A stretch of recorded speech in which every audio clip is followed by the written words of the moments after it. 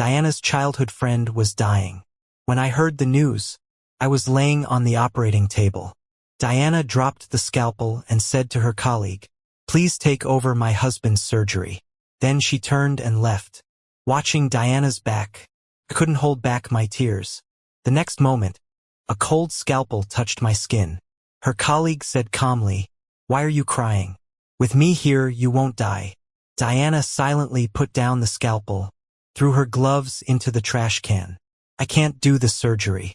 Get Stella." This was 20 minutes after Vincent's accident. My calm and steady wife finally slipped up. She urgently halted my surgery, turned her back to everyone, pretending to be calm, but her slightly trembling hands gave her away. Vincent got into trouble, and she was worried sick. She was desperate to be by his side. "Diana, your husband's heart rate is fast. He's nervous. Are you sure you want to leave now?" My chest was hurting slowly. I calmly said to the nurse, "It's okay. Anyone can do the surgery." Everyone in the operating room looked at me with sympathy. I just gave a small smile. When Vincent came back, I knew my marriage with Diana was over. To ask Diana to leave a dying Vincent to operate on me, she couldn't accept it, and I didn't want to put my life in the hands of someone like that. The surgery room door slid open quietly. A tall figure wearing a mask came in. It was Diana's colleague Stella. Their figures crossed. Diana said, "Felix's surgery is yours. If I don't go now, I might regret it for life." Hearing her words, tears silently flowed down my face. Embarrassing, right? Felix yet again being left behind, and crying about it. Suddenly, a shadow fell over my eyes. A cold scalpel touched my skin. The always cold and silent Stella spoke softly. "What are you crying for? With me here, you won't die." The surgery lasted 2 hours. When it was done, it was already evening. It started raining heavily outside. Stella stayed by my side until I was stable before leaving. When Diana called, the anesthesia had just worn off, and I was sweating in pain. Answering the call, a lively male voice came through. "Sorry, brother-in-law. I'm not sure how my brother spread the news, but it's just a minor scratch." Diana rushed off without thinking, and I've already scolded her. Then a voice came through from the other end. "You're in your 30s, still so impulsive. Did you think you were in love with me? Huh? Bring him a cup of milk tea to apologize." There were rustling sounds, like Diana took the phone away. "How many times have I told you? Don't let the wound fester, just stay put. He just had surgery. Can't drink milk tea. It's all for you." It was all peaceful on that end. Only Diana's brother sounded extremely wronged. "I just said you had a car accident." She hung up the call in a hurry. "Not my fault. You guys don't have to drag me into your sweetness." I suddenly felt sick from the hurt. My chest felt heavy and painful. I swallowed back the request for Diana to give me some painkillers. I hung up the call without a word. A nurse came in, handed me some pills and smiled. "Here, Stella prescribed you pain meds. Take them and get some rest." Because I had to work, I was discharged after just 3 days. As I walked out of the hospital, Diana's car was parked outside. I instinctively opened the passenger door. A soft gasp made me see Vincent retract his body from the driver's seat. His disheveled collar and slightly provocative gaze froze me.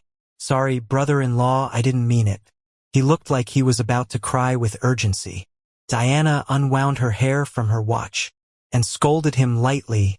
"Don't speak nonsense. Don't make your brother-in-law misunderstand."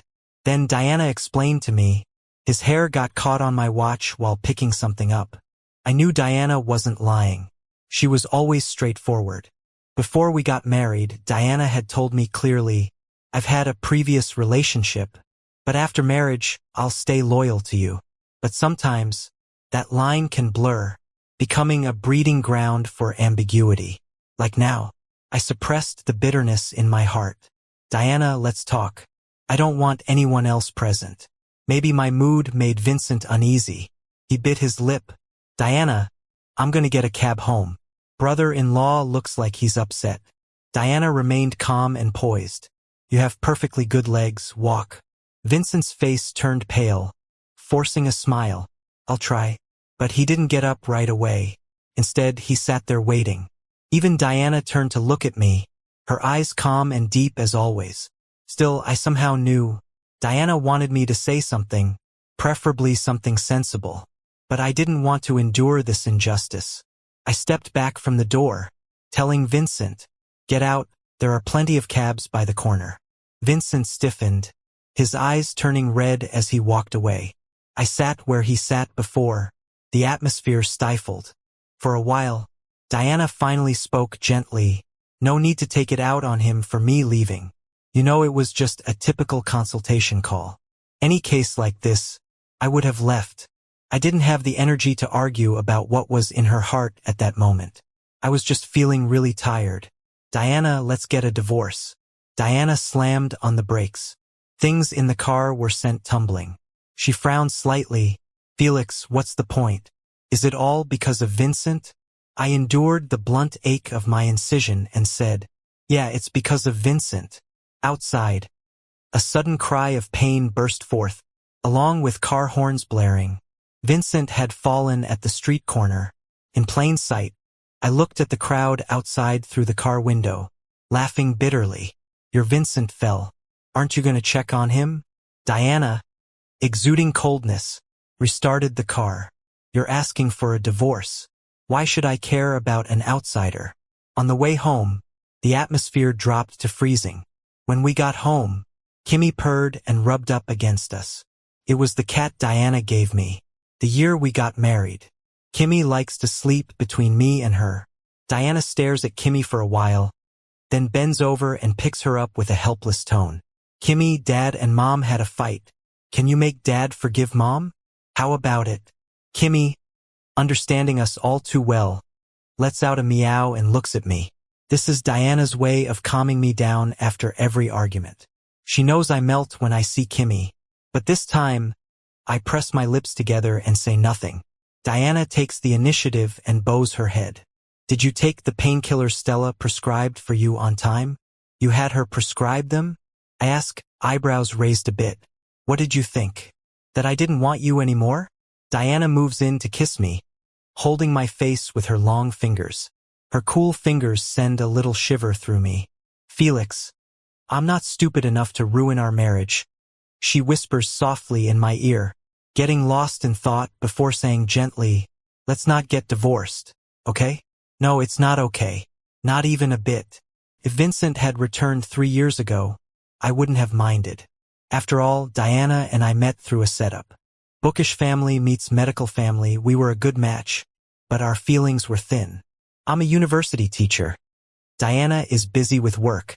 The first year we got married, I can count the times we went out on my fingers. I don't remember exactly when I fell for Diana. Maybe it was growing affection over time. Maybe it was that rainy night when I got into a car accident and the driver yelled at me. Diana came running through the rain, a respectable medical professor fighting with the driver for my sake. She had bruises on her face, her voice helpless yet fond. "Why are you crying, Felix? You can always come to me." But this woman I could turn to showed up in Vincent's social circle the day I got out of the hospital. I just finished teaching and was getting water in my office when I casually opened my social media. And there was Vincent's post, surprising me out of nowhere. His knee was freshly bandaged with a caption, "My penalty for ditching halfway is having the big professor personally come change my bandage." A little while later, he deleted it and wrote a new one. "Got in trouble. Next time I'll wait where I'm supposed to." He added a cute selfie, innocent and tender, slightly swollen lips looking just like a pampered kitten. A bracelet Diana usually wears was visible in the corner. My hand shook a bit as I set my cup down until a colleague called me back from my indescribable unease. I recognized the table from the picture. It was from Diana's parents' house. She'd taken Vincent home. My parents always said I had a strong sense of revenge. As a kid, if a dog bit me, I'd bite it back even if they split us apart. Things had gone so far, there was no reason to hold back. I promptly liked Vincent's post and commented, "Nice bracelet," before putting my phone on silent. After finishing my lecture, it was almost noon. I found Diana had called 7 or 8 times and Vincent 3. The social media post had been deleted. Diana called again, her tone helpless. Felix, why aren't you answering your phone? This Monday I have to teach, I replied. She paused, remembering I never answer calls during class. In those few seconds of silence, I figured she was thinking of how to explain it to me. But speaking first would seem suspicious. So I just waited. Soon, I heard Vincent's sobs over the line. Sorry, brother. I haven't seen Uncle and Auntie for ages. Today, I stopped by, and Diana just happened to change my bandage. Don't fight with her over this. I laughed. Which eye did you see me fighting with her? So guilty. You must have done something shady. Huh? Felix? Diana spoke softly, reminding me, Mom and Dad are beside me. Watch your words. Vincent was just expressing gratitude to a friend. He didn't do anything wrong. Maybe I was silent too long because Diana seemed frustrated. When do you get off work? I'll pick you up for dumplings. Mom made them herself. I felt a tightness in my chest, inhaled deep, and joked. Diana, the way things are at home, it's him or me. What answered me was a long pause. I had no idea Vincent had turned on the speaker. My voice echoed through the living room. Everyone heard it. Diana's patience ran dry. Fine, suit yourself, she said coldly, hanging up first. This was probably my first Cold War with Diana in the 3 years we'd been married. Neither early nor late. Just as Vincent's play Reunited Lovers was about to show. The teachers in my office couldn't stop praising it. I heard it's about long-lost lovers meeting again. Quite touching, I gather, since lots of people seem to get back with their exes after seeing it. I shut out all the gossip and brought a banner to Diana's hospital. Stella greeted me. Diana isn't here. Maybe another day you can give it to her personally? Under a light blue mask, she had pale skin, hands tucked coolly in her lab coat pockets. As always distant. No, it's for you. Thanks for operating on me last time, I said with a smile. Stella's light eyes studied me without much emotion, and she hung the banner on the wall without a word. I asked, Stella, I'm supposed to see you for stitch removal, right? Diana's busy, so just find me, she said. No surprise, Diana had no time for me. During our silent war, she'd moved back home, her consulting hours increasing from 2 to 4 times a week, and she never contacted me. I guess she thought I'd reach out first and go see her at the hospital. But I never did. I made it a point to visit when she was absent, leaving Stella to handle my appointments. Half a month had passed before Diana lost her patience and rang me up. Why do you keep going to Stella? For follow-ups, I replied. My shifts are Monday to Thursday, but you only visit on weekends. I chuckled, why so fiery today? Monday to Thursday, I'm teaching. Where's the time? Diana's voice was icy. Felix, do you know what you're doing? Some people are like that. When they stray emotionally, they become paranoid, thinking their partner might do the same. I calmly suggested, why don't you switch your shift to the weekend? Diana paused. Vincent's play was set for the weekend. She didn't want to miss it. I hung up. I looked up and met Stella's calm and silent gaze. I paused for a second. What's up? Stella lowered her gaze, and her slender fingers gently brushed over my medical chart. Felix, you've been prescribed sleeping pills 3 times this week. I can't give you any more. It's okay. If I get drunk, I can sleep just the same. Thanks for everything lately. Stella stared at my forced smile and suddenly asked, Want a drink together tonight? What? She took off her rubber gloves and stood up. Department dinner. Diana should be there too. Oh, so that's it.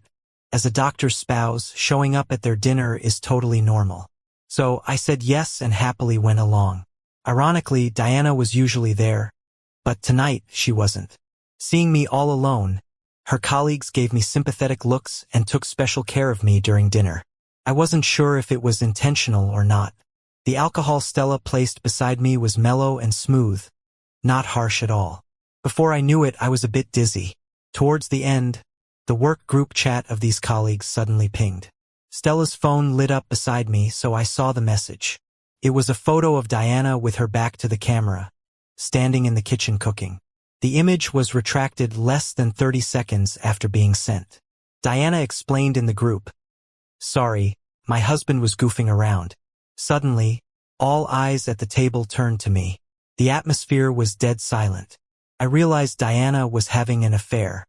It's like a train hanging in mid-air, thrilling yet not crashing into an abyss. She's just at her parents' place making dinner for a visiting Vincent. I couldn't confront her, or I'd be acting unreasonable. Honestly, I should have seen this coming, right? I've learned to accept this kind of thing calmly. It doesn't hurt anymore. After dinner, the group decided Stella would drop me off on her way. Before getting in the car, Diana's male colleagues approached to comfort me. Don't think too much, get some rest. Having drunk quite a bit, I thanked everyone numbly and then dozed off on the seat. Stella drove steadily. When the car stopped downstairs, she called my name, pulling me out of a dream. Somehow, my phone had slipped over to Stella's side. Instinctively, I reached for it, and my tie got hooked on Stella's watch. How cliché and dramatic. I chuckled bitterly. Sorry, Stella removed her watch, distancing herself to let me untangle it. Before I could thank her, the car door was yanked open from outside. A cold draft swept in. Diana stood there, her voice calm with the calm before a storm. Felix, you'd better explain what you're doing. This was probably the first time Diana lost control in front of me. Her voice nearly couldn't contain her anger. She gripped my wrist tightly and dragged me out of Stella's car. I sobered up almost instantly, meeting her gaze calmly. Let go of me. I didn't do anything. I saw everything. Diana, usually composed, flustered and angry for the first time. I suddenly recalled the scene on my discharge day, almost identical. My lips curled into a mocking smile. My tie just got caught on her watch. Don't misunderstand. Diana must have remembered that day too. Her angry expression froze.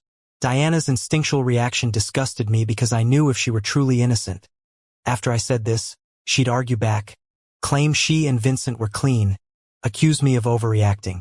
But she didn't. She was flustered, nervous. She let go of me and stayed silent for a good while.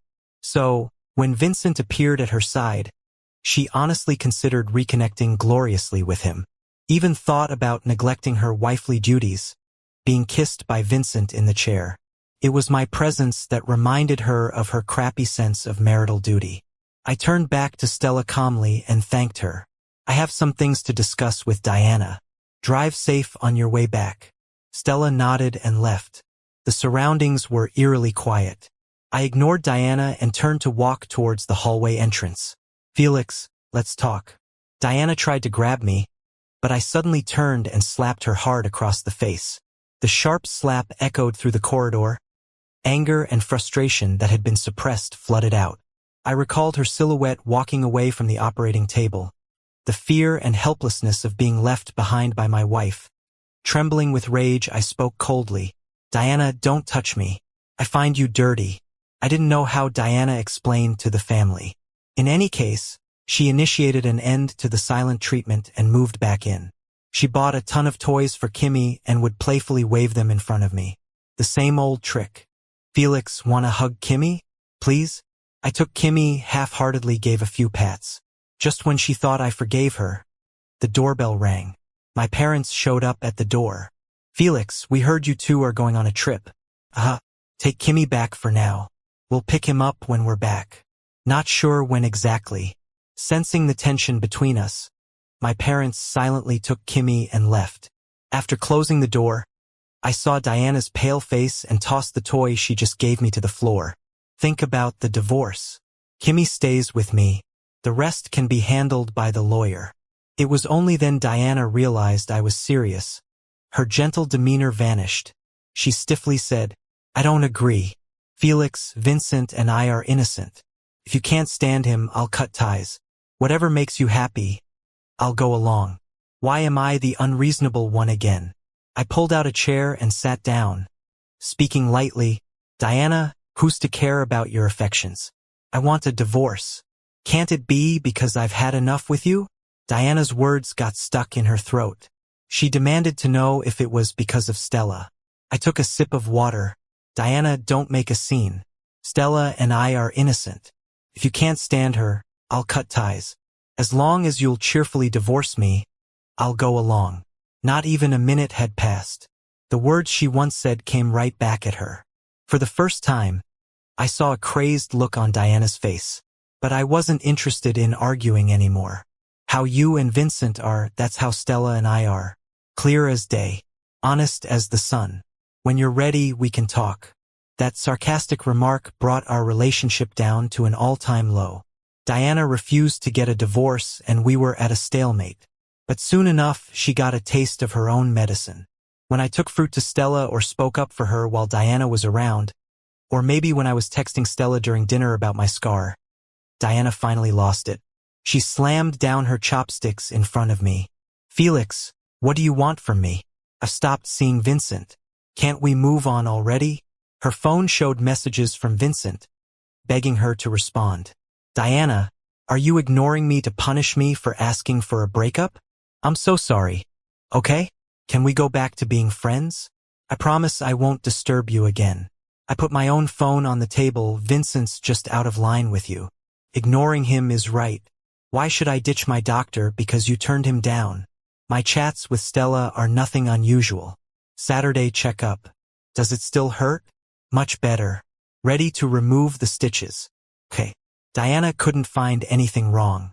But as a surgeon, her husband going elsewhere to have stitches removed was the issue. I knew what she was going to say, so I interrupted her. You didn't do my surgery. Don't worry about the follow-up. I'm a stick with one person kind of guy. Diana sat in the living room, not saying a word for a long time. Maybe I really got to her. After dinner, my wound throbbed with a vengeance. I grabbed my coat, ready to head to the hospital. Diana noticed my pale face. What's wrong? I pulled away from her touch and opened the ride-sharing app. Seeing my hospital destination, Diana grabbed her coat. It's late. There aren't any cars. Don't be stubborn. I'll drive you. She was right. My phone just rang as she finished her sentence. Vincent's name flashed on the screen. Instinctively, I grabbed the phone and hung up on him. Diana, I don't feel well. Please take me to the hospital. But Vincent called again. I picked up angrily. Call again, and I'll have no choice but to destroy you. Then I threw the phone against the wall, shattering it into bits. Sweat dotted my forehead. I didn't know what was wrong with me. Diana didn't hesitate anymore and helped me out the door. As she bent down at the entrance to pick up the broken phone, the screen lit up. Vincent had texted, Diana, if that's your choice, would the world be better if I disappeared? Diana froze, forgetting what she was doing. She called someone, threw on her coat, and ran out, even forgetting to shut the door. The loud noise lit up the hallway, and neighbors peeked out at me curiously. I couldn't hold out any longer, and I knelt on the floor. Could someone take me to the hospital? I had no idea it was pancreatitis until Stella showed up just as the doctor said. It's crucial. Delay could mean losing him. On the way, I'd had a hunch and mentally prepared for the worst. Stella hovered at the doorway. A nurse from her department, a woman with a big heart, stepped in. She assumed Diana and I had a fight and tried calming me while picking up my phone to call Diana. Where's she anyway, with her husband in this condition? Suddenly, I felt so tired. At this moment, I had no energy to stop what was happening. The moment the call connected, Vincent's voice came through first. Hoarse. Felix, I'm sorry for keeping you pleased for so many days. Diana's with me now, and she's been kind. Did you get her mad? The nurse's face changed, quickly hanging up. When she came to and tried again, it was off. By now, I was used to people pitying me. I smiled calmly. Sorry, she's cheating. Sorry you had to see this. Maybe it was for the best. Hospitals are gossip central, after all. Diana, all sunshine and roses. Having this scandal publicized was just the start of her downfall. The surgery was short. I leaned in the hospital corridor as Stella discussed post-op precautions with the doctor. Then she sat next to me, offering me a cup of hot water. Feeling the warmth in my hand, I said, Thanks, Stella. I've used you to front. Sorry if that caused you trouble. Stella glanced out the window. No need to apologize, Felix. I'm not a naive 20-year-old. What? I asked, surprised. But Stella just stood up. Nothing. Clara will be here soon to take you to Diana's rest area. Diana only learned about my pancreatitis the next day. She rushed to the hospital as I left the rest area. With urgent concern, Diana gently held my face, a visible relief in her eyes. She probably didn't know she still smelled of Vincent's cologne. I furrowed my brow. Who told you about this? Clara did, she replied. Clara, the helpful nurse from last night. Diana had a way of hearing only half of things. Vincent showed up behind Diana. He must have thought his secret calls had stirred up enough drama. Little did he know his words had spread across the hospital overnight. Now, many next to me were pointing and whispering, identifying him as the shameless homewrecker from the call. The atmosphere was tense, but Vincent seemed oblivious. I found it amusing. Diana frowned. Felix, what's funny? I smiled sardonically. Just that it's over for us.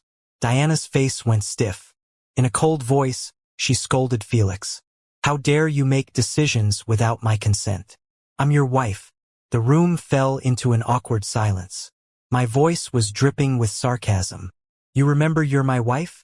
What were you doing last night when I called you? Diana's expression darkened. You called? Yes, Vincent answered. He said you were quite enthusiastic with him in bed and told me not to disturb you. There was a gasp from the audience. This mistress was audacious, even daring to flaunt it in the hospital right in front of the spouse. Diana was completely frozen, her hand shaking as she looked at Vincent, whose face was now filled with fear. Is it true? She asked. Pale as a sheet, Vincent began to realize everyone was looking at him. Not knowing what went wrong, he nervously shook his head. He's lying. I didn't, Diana, I swear. I calmly added to the blow. Not only did I hear it, but your colleagues did too, Diana. Your lover got this bold. How do you expect me to stay with you? Vincent broke down, crying his heart out and fleeing in embarrassment under everyone's judgment. Diana stood there dazed, unresponsive for a long time. Word of mouth traveled fast. By the afternoon, gossip had spread from the medical circles to the theater scene. The chatter was relentless. Vincent is so proud to be the other man, isn't he? Why doesn't he stream it live? He always says he doesn't add people unless necessary. Now look at him, a pest. The next day, when I went to the hospital to pick up my meds, I ran into Vincent, eyes red from crying. Vincent stopped me, begging, Felix, we don't need to bring things this far, do we? Just clear my name and I'll leave Diana. Clear what? Pretend I never heard you say those things? No way. I need my job, please. I grabbed his collar, speaking calmly, Vincent, I did say I'd tear you apart, right? Come on. I dragged him to Diana's office. I'm giving you one chance. I've got the evidence. Decide who loses their job, Diana or you. But my advice? Sacrifice yourself. You love her so much. Remember? And who's gonna support you if Diana gets fired? Through the closed door, I heard Diana's furious shouting. I felt indifferent. Vincent seemed to be crying. Diana, it's just my possessiveness. I can't stand him having you. We are meant to be together. Why can't I? Enough, Diana replied coldly. You're just a fling. Vincent shouted in disbelief. Diana, you said you loved me. And why would I love you over my husband?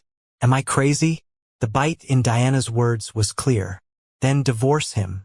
Let's move away. I'll be your husband. Forget it. Diana's voice was distant. You've ruined everything for me. I can't afford someone like you. See? As long as it didn't affect her. Her first love was her heart's top choice. But lose everything? Her heart's choice turns to trash. Honestly, I'm just playing with them both. I don't intend to spare either of them. After watching Vincent leave, I went in and tossed the divorce papers at Diana. I don't want to move, and I don't want to see you. Don't come back to the house. Don't push it, Diana. I don't want things to get ugly. She sat there, pale and speechless. Back home, I threw out all Diana's stuff. Sent some personal items to Vincent with a note. They're all yours. Enjoy. Vincent, having had some theater roles, was already a hot topic. The internet was buzzing once his identity was dug up. Oh, so his reconciliation story is about wrecking a home. Would love to hear the audio of him provoking the spouse. Here's a tip. A blogger was at the hospital for an appointment and caught the lover's call in the background. I was shocked someone actually recorded it. Even more amazed it was turned into a meme. He was so passionate about me, covered social media like wildfire. Vincent became infamous instantly. Several people caught him on the street, interviewed him, he'd run off looking frazzled. A lot of people started gathering outside the theater group's door, asking, he still got his job? They haven't fired him yet? A few days later, the theater group announced in a statement they'd fired Vincent. I never saw Vincent again. Autumn crept in fast. The uproar over Diana's fiasco got her dismissed from the hospital. I took a long leave to recuperate, waiting for Diana to sign the divorce papers. In just a month, everything flipped upside down. The pain of betrayal resurfaced in the middle of the night sometimes. We had our good times, stolen kisses, the thrill of just touches. That's what made these 3 years feel like a dream. When I woke up, reality was staring me right in the face. I felt hurt, wronged, and bitter. But, thankfully, it's bearable. Time heals all things. A few nights later, Diana called me. I was brushing Kimmy's fur, so I put her on speaker. Her voice echoed in the empty house. I thought she wanted to discuss divorce terms. But she started reminiscing. It was funny. The one who betrayed first ended up being the most sentimental. Felix, remember at the amusement park? When I wanted to cross the bridge, and you carried me on your shoulders. I spoke calmly, yes. 3rd month after we got married, my birthday. They offered a cake to the couple who finished first. But you fell with me into the water. Diana chuckled softly, yeah. Felt guilty all day. But in the hot pot place, you got tipsy and told me you didn't mind. I stayed silent, watching Kimmy bounce around the sofa. Diana asked again, do you remember the night of the car accident? Yes. You got hurt for me. I cried. And that Christmas afterwards? I remember, Diana, I do. Also, the birthday when I kept working late. The longevity noodles you sent. I remember. Sunrise on a snowy night. Sunset by the lake. I remember. Diana went silent. For a long time, her voice raspy. Felix, our memories. Too many to finish in a lifetime. Yeah. A lifetime isn't enough. I laughed. But the moment you slept with Vincent, all those memories, they didn't matter to you anymore. You're the one who betrayed everything. The one who should suffer is you. I heard Diana's breath spill out in pain. Diana, I won't erase what we had. Because I was happy. I really was. But that's all there is to it. I can talk about the past. Not because I can't let go, but because I have. No one says, you gotta stick with someone for life. I won't look back. And I won't forgive. The phone call lapsed into a long silence. Diana's voice broke. No chance, right? I patted Kimmy's ear. Send over the divorce papers. Let's part on decent terms. After Diana signed the divorce papers, she and Felix entered the divorce cooling-off period. Back when she got married, 2 months felt like a lifetime. That wedding pushed by a blind date always had endless little details to fret over. She was irritable and restless, just hoped it would end soon. But 3 years later, Diana felt time flew by. Her marriage, which she resisted in every way, headed visibly toward an end. In those last 2 months, Felix didn't forgive her. That husband who was so easygoing, so gentle, was so resolved when leaving. Diana often felt like that month she strayed was a dream, her first love, now unrecognizable after many years. But what was unrecognizable wasn't just Vincent, it was her too. Seeing Felix again. It was already late autumn. The trees by the street had shed their leaves. He dressed warmer than most. Looked like he was not fond of the cold. Diana thought about their past and felt an indescribable pain. Felix, wrapped in a scarf, walked up to Diana, his tone fairly friendly. There was some traffic.